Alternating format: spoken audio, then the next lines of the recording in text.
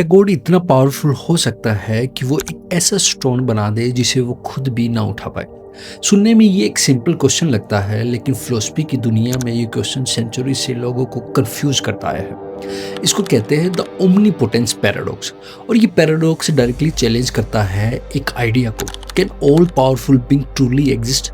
अब ध्यान से समझना, अगर गॉड वो स्टोन बना देता है जिसे वो खुद भी नहीं उठा सकता, तो इसका मतलब वो वीक है, because now there is something he can not do. लेकिन अगर गॉड ऐसा स्टोन बना ही नहीं सकता तो भी लिमिटेशन आ गई, because now there is something he can not create.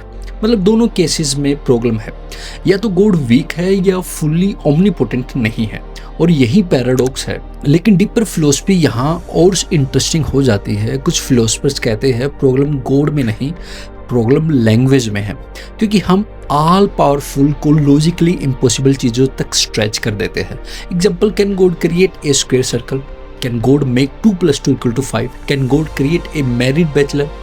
ये एक्चुअल थिंग्स नहीं है, ये लैंग्वेज कॉन्ट्राडिक्शन है। स्क्वायर सर्कल कोई रियल ऑब्जेक्ट नहीं होता, वो सिर्फ वर्ड्स का कोलिजन है। तो कुछ फिलोसफर आर्ग्यू करते हैं ओमनीपोटेंस का मतलब ये नहीं कि गॉड लॉजिकल नॉनसेंस भी परफॉर्म करे। Instead omnipotence means ability to do all logically possible things.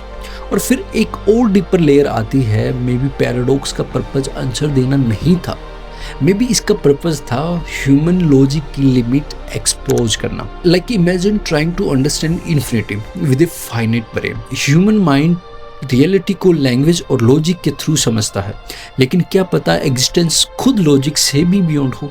यही वजह है कि मिस्टिक और स्पिरिचुअल टीचर्स अक्सर कहते थे ultimate reality can not be fully captured in words. Even ancient philosophies को भी ये आइडिया था। जैन बुद्धिज्म में मास्टर इंटेंशनली पैराडॉक्स यूज करते थे ताकि लॉजिकल माइंड ब्रेक हो जाए।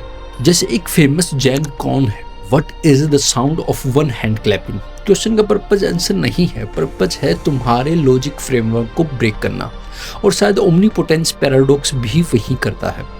वो फोर्स करता है पूछने के लिए कि क्या रियलिटी वैसे ही है जैसे ह्यूमन लॉजिक इमेजिन करता है, या फिर हम एक टीनी कोग्निटिव बॉक्स में फंसे हुए हैं। और होनेस्टली जितना डीपली फिलोसफी में जाओगे उतना सर्टेनिटी कम होती जाएगी, because the biggest minds in history often reached one strange conclusion: existence is far more mysterious than human language can fully explain.